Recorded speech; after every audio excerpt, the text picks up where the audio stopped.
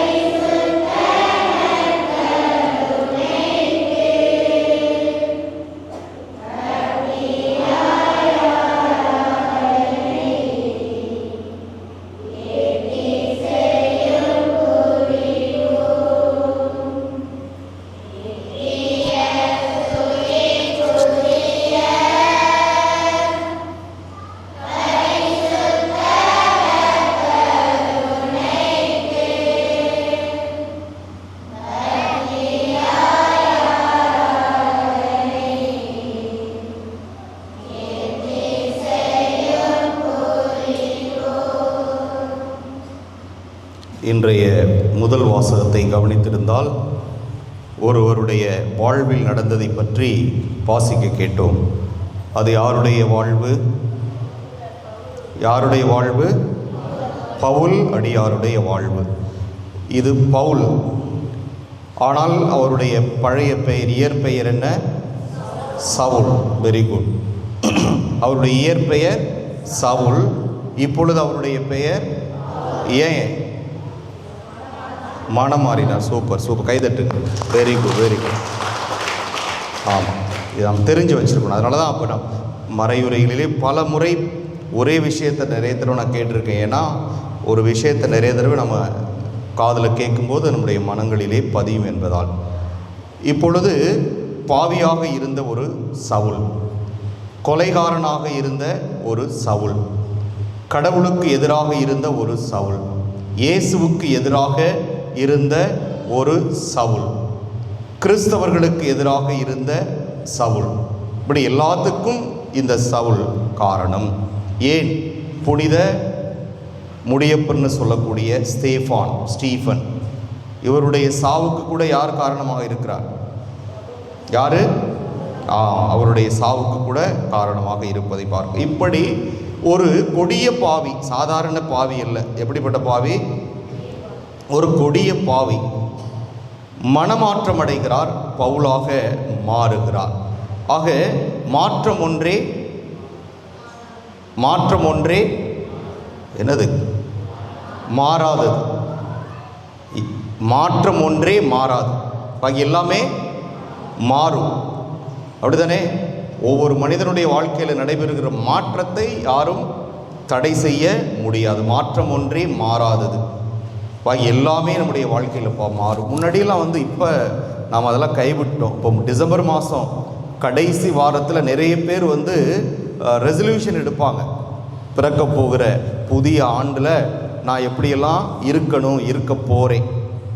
அப்போ இந்த வருஷம் ஃபுல்லாக நான் இப்படி மோசமாக இருந்துட்டேன், இந்த மாதிரி பண்ணிட்டேன், அந்த மாதிரி தவறாக வாழ்ந்துட்டேன், இந்த மாதிரிலாம் தவறுகள் செய்துட்டேன், அடுத்து வர்ற வருஷத்தில் நான் இந்த தவறெல்லாம் செய்ய மாட்டேன், இந்த பாவத்தெல்லாம் நான் செய்ய மாட்டேன் என்று ஒரு ரெசல்யூஷன் எடுப்பாங்க. புத்தாண்டு ரெசல்யூஷன் அதுக்கு பேர். ஆக அதில் வெற்றி கொண்டார்களா அதெல்லாம் கடவுளுக்கு தான் தெரியும். கடவுளுக்கு அவங்களுக்கு தான் தெரியும். அந்த ரெசல்யூஷனில் உறுதியோடு இருந்து அதை கடைபிடித்தார்களா, அதை வாழ்ந்தார்களா என்றால் அது ஒவ்வொருடைய வாழ்வையும் பொறுத்து. ஒருவேளை அதில் உறுதியாக இருந்து மனம் மாறி ஒரு நாடு போற்றும் நல்லவராக, ஊர் போற்றும் நல்லவராக, குடும்பம் போற்றும் நல்லவராக ஒருவர், ஒரு பெண்ணோ ஆணோ மாறிவிட்டால் அதை விட மகிழ்ச்சி வேறு எதுவும் கிடையாது. அதைவிட மகிழ்ச்சி வேறு எதுவும் கிடையாது. அதுபோன்றுதான் இந்த பவுலடியாருடைய மனமாற்றம் என்பது. இயேசுவை வெறுத்தார், இப்பொழுது இயேசு ஒருவரை மட்டுமே அவர் அன்பு செய்கிறார். இயேசுவனுடைய பெயரை தாங்கி நிற்கிற கிறிஸ்தவர்களை மட்டுமே அவர் அன்பு செய்கிறார். கிறிஸ்தவத்தை மட்டுமே அன்பு செய்கிறார். இதைத்தான் நாம் பார்க்கிறோம். இங்கே அவருடைய நற்செய்தி பணியை பற்றி நமக்கு சொல்லப்படுகிறது. அவர்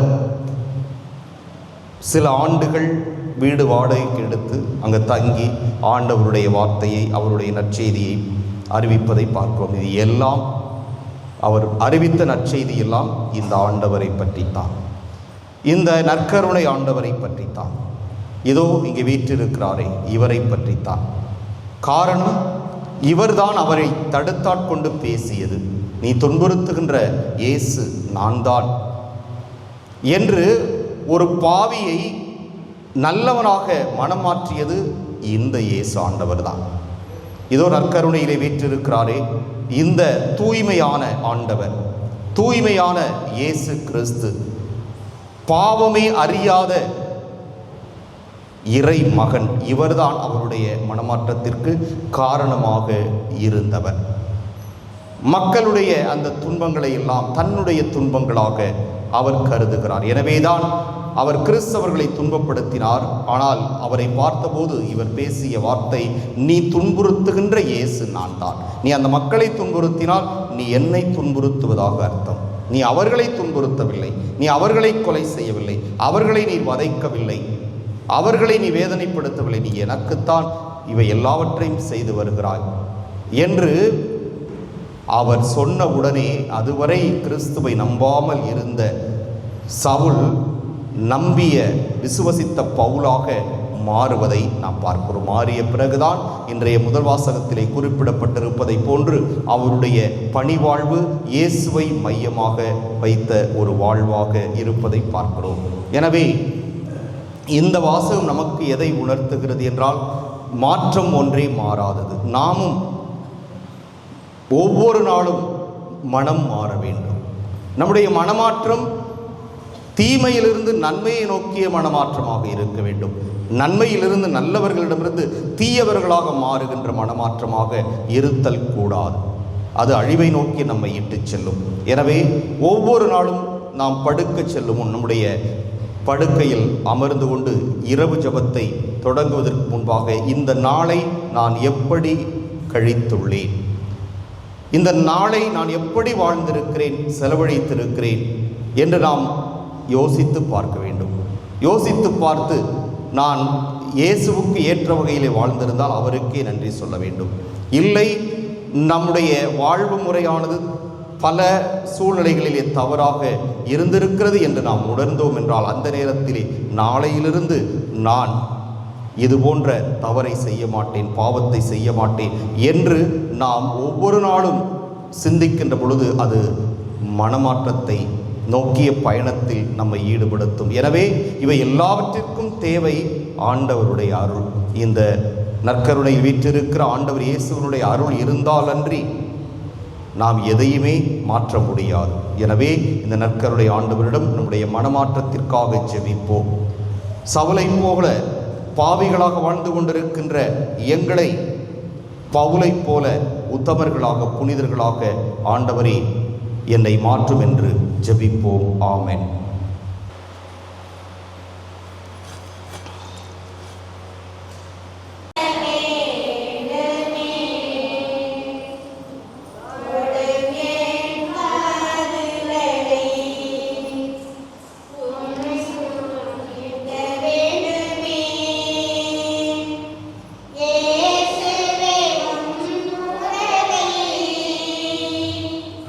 ஏற்க வேண்டுமே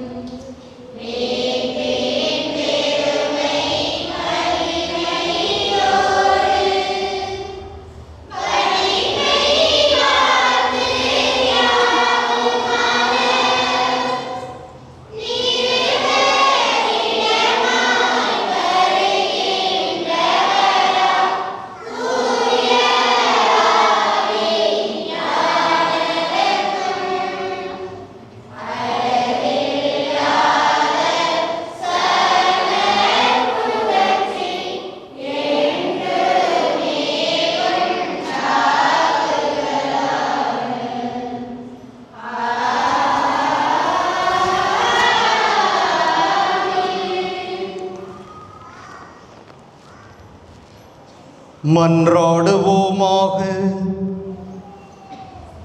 இறைவா, இந்த வியப்புக்குரிய அருளடையாளத்திலே உம்முடைய திருப்பாடுகளின் நினைவை எங்களுக்கு விட்டு சென்றீர்.